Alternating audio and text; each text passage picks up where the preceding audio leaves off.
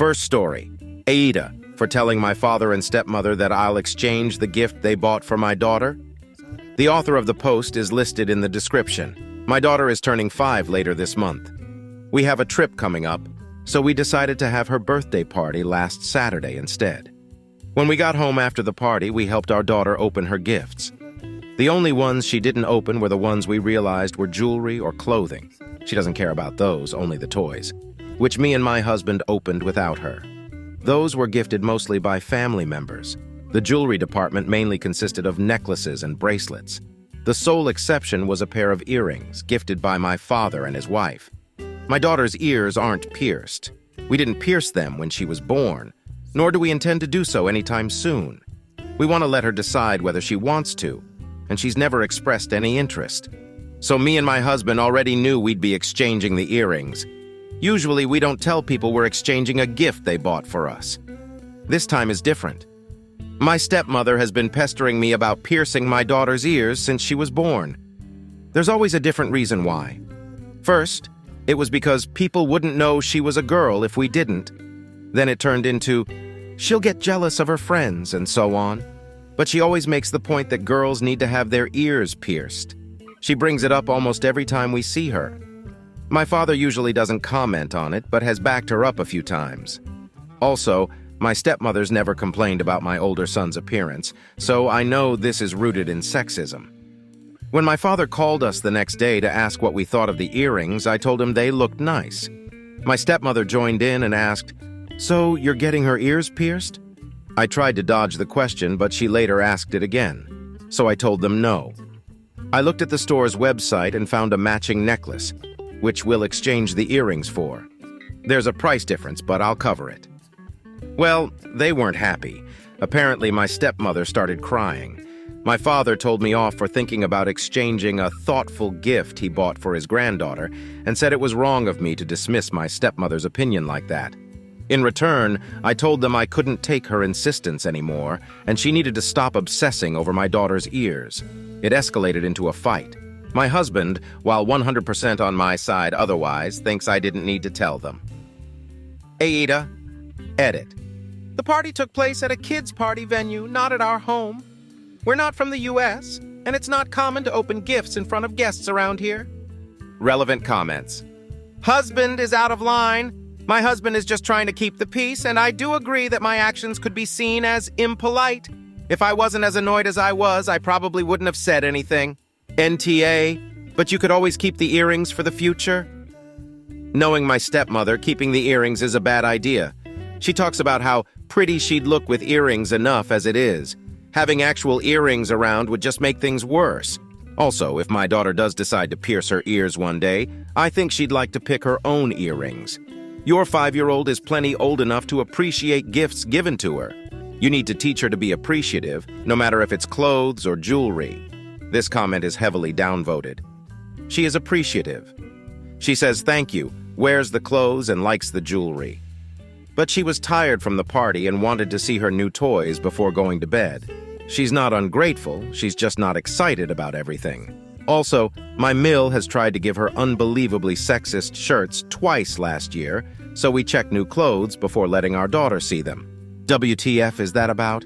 Is every grandparent in her life a raging misogynist?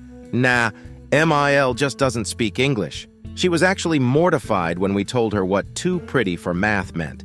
After the second time, she just stopped giving her clothing. Don't leave her alone with them. They're never alone with her. My father still works and doesn't have enough free time to babysit. My stepmother has never been alone with a child for more than 2 hours. Her words, not mine. So we wouldn't ask her to stay with our kids either. Where are you from? Are those young ages normal for getting ears pierced? I'm not comfortable sharing the country I live in, but it's in South America. I had my ears pierced at like 2 months, which my mom has always regretted. Why did she regret it? I did have some minor allergies, but nothing bad. She says she regrets it because she feels it should have been my choice. She didn't have my younger sister's ears pierced. OOP responds to some questions. I didn't mean an incentive for my daughter to use them. I meant an incentive for my stepmother to further pester us about it. If I kept the earrings, we'd certainly get more attempts to push us to pierce her ears. My daughter has nothing against jewelry. She loves necklaces and bracelets, but I'm not giving her something she can't use just because her grandfather and his wife think she should have it. The earrings weren't a thoughtful gift, as my father calls it. They were a manipulation tactic. They weren't actually thinking of my daughter when they bought the earrings. I'm not showing them to my daughter because I know their only purpose was to pressure her, and myself, into something she doesn't want. Update. I want to thank everyone who commented on my previous post. A few days after I wrote, I called my father. I told him that both him and his wife were out of line and that any further attempts to overrule my and my husband's parenting will have consequences. We're both more than willing to limit their contact with our children if they don't stay in their lane. We did end up fighting about it, but I put my foot down. Eventually, my father agreed. A few days later, he sent me an apology, via text, and offered to cover the price difference between the earrings and the necklace. I declined. I also discussed the situation with my husband. We both agreed to check whatever gifts our kids get from my father and his wife in the future. Better safe than sorry. My husband and I exchanged the earrings for the matching necklace during the weekend. Our girl loved it. We filmed her wearing it and thanking my father and his wife, and sent them the video. My father sent us an audio. "You're welcome, honey, I love you, etc." in response. My stepmother didn't reply, nor do I expect her to. Also, you guys are absolutely right. There's no way in hell either of them are ever babysitting my kids. But yeah, I think this is over. Thank you for reassuring me that I was right to hold my ground. Relevant comments. Commenter. One of my earliest memories is the moment I got my ears pierced. I must have been 2 years old, and I asterisk still remember the pain asterisk. That was traumatizing. Oop. Yeah, my daughter is old enough to remember something like this too. I would never pierce her ears unless asterisk she asterisk wanted to. On it being a cultural thing, we're all from Latin America. It's pretty common to pierce girls' ears right after birth around here. I have nothing against people who do that, but I'd never do it myself. Downvoted comment. You should have mentioned that because it adds nuance to the situation. Being normal and being the norm are two different things. Around here, not piercing a baby's ears is almost just as common as doing so. This wasn't a cultural matter. She just wanted to get her way. Top comment on the post. Next occasion, get your stepmom a set of nipple rings and just maintain eye contact. Second story. Wibtaw. For refusing to host my cousin's wedding reception at my house? I-24F got married very recently to my husband, 28M. About a year before we got married, we purchased our first home. We did extensive renovations on the house and put a lot of thought, time, care, and money into it. It is our dream home, sanctuary, a forever home we don't plan to let go of. My cousin 33F recently got engaged and is going to get married this year. She and I are very different in personality, so we have never been close. Our families, however, could not be closer. Her dad and mine are brothers. Some background. She and her husband, 33M, both currently live with their respective parents. She was pursuing a nursing degree but left the program. She is not working right now. Her husband works. I don't know how much he makes, but it's an average income job. I mention this because they want to throw a big, extravagant wedding. I have my personal opinion about this, but I also understand that my opinion doesn't matter. It's their wedding, their life. I have never voiced anything other than a congratulations on the engagement. The issue is when there is an expectation that family should help them achieve this. I eloped with my husband, and while we didn't have a public wedding, we did throw an intimate reception on our new property. We live in a very quiet, scenic rural area on a small acreage. It is private and thoughtfully landscaped. We have a natural pond, and our property is surrounded by the woods. We chose not to disturb the land around us too much, so some of the property line is in the woods. All this to say, it's not a lot of space as it seems when I say acreage. And also to say, without a doubt it made for a very nice outdoor venue. I understand the appeal, but the key difference is, we had small wedding reception. My cousin wants a big, 80-plus guests one. Still, I decided to hear my cousin out. I didn't know at the time how big she wanted her reception to be. I was placed under the impression that it would be like ours. I invited my cousin over, and she and I talked about how I set up my reception. I gave her kind of an outline she could use, including all the catering, decor, florists, etc. I made her a meticulous package on Google Docs and shared it with her. She seemed to agree with everything I was saying with a smile. I told her my husband is away for 3 weeks, and I will be gone for a week as well. And if she wants, she is welcome to do some planning, just give me a heads up. I always give my mom access to my home just in case, especially since both my husband and I travel a lot. My mom texted me if my cousin can come in with someone to plan seating arrangements outside, and I told her as long as she, my mom, is present to oversee, they can come. That's when I learned through my mom that she's planning an 80-plus guest wedding and extending the reception into our house, which I explicitly said in person and in my Google Docs is off limits. My mom told her she cannot tour with the organizer the inside of the home, that the owners have not given permission. This upset my cousin. When the organizers left, she became very upset and stormed out on bad terms. Her mother then called my mother to complain ruthlessly about me. I just got back today, and I'm told I'm being accused of being spoiled and selfish and small-hearted. None of these accusations feel warranted. I talked to my husband about what happened, and he told me the bride and her family are being disrespectful toward me, and as such, they do not deserve to host in our home altogether. He said he would revoke the invitation himself. I told him let me think about it, how to best proceed. Would it be wrong to go back on my word and tell her I can't host a reception? It will cause her problems, but it's not my problem. Here is where I feel a bit assholey. Edit. They are now offering to cut down the guest list, but I feel like the trust is no longer there, and their sudden animosity towards me makes me hesitant to put my home and self-respect at risk just to appease extended family members. I don't believe they will follow through with their promises or honor the boundaries I've set. I feel like I was misled under false pretenses into agreeing in the first place. Relevant comment. Commenter. NTA.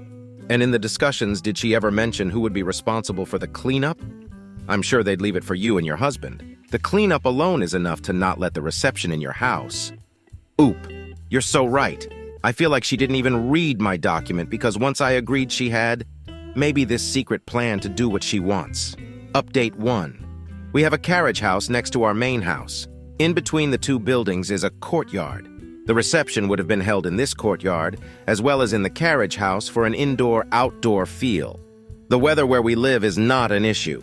My husband was even going to string market lights between the two buildings.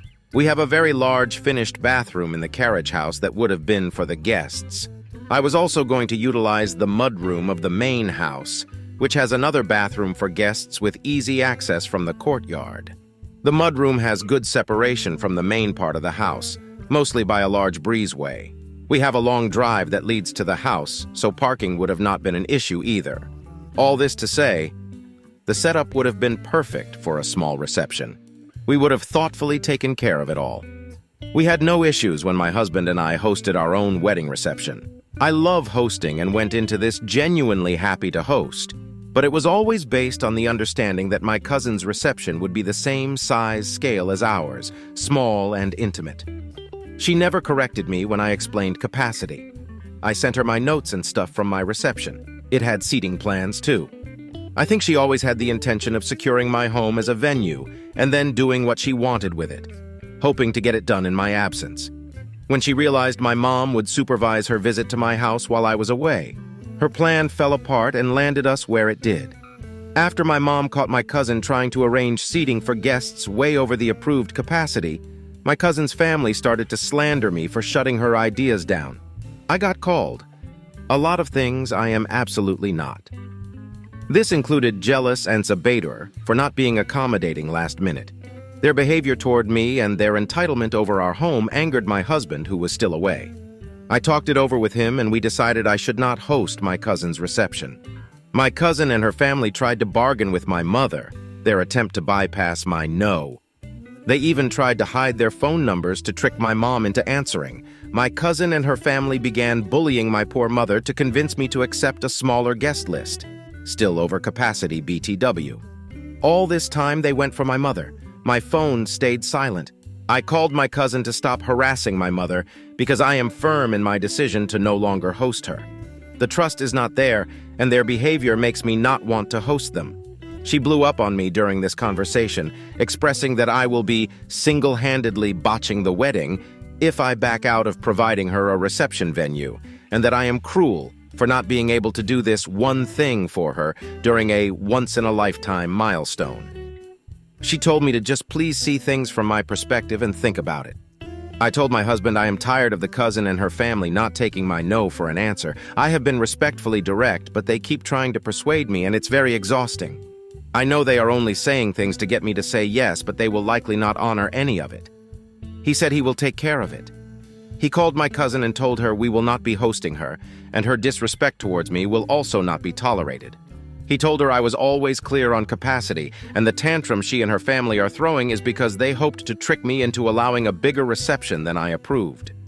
For the failure of that, she only has herself to blame. She started crying and asked my husband if she could throw a smaller reception at the approved capacity. My husband said we are way past negotiation. He will not allow it, not even if I ask him to. I know he said this to give me an out, and I appreciate it a lot.